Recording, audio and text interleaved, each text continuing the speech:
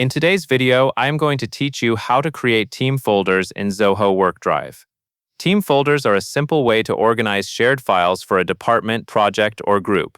Instead of keeping documents scattered across personal drives, you can store them in one central place where the right people can access them. Creating a team folder only takes a moment, and it helps keep collaboration clean and consistent. To begin, make sure you are signed in to Zoho WorkDrive and you are on the main WorkDrive screen. Look to the left sidebar where you will see the main navigation options. Find and click Team Folders. This takes you to the area where all shared team spaces are listed, so you can manage existing folders or create a new one. Next, look for the plus icon, which is the Create option. Click the plus icon to start setting up a new team folder. A small window or panel will appear where you can enter the folder details.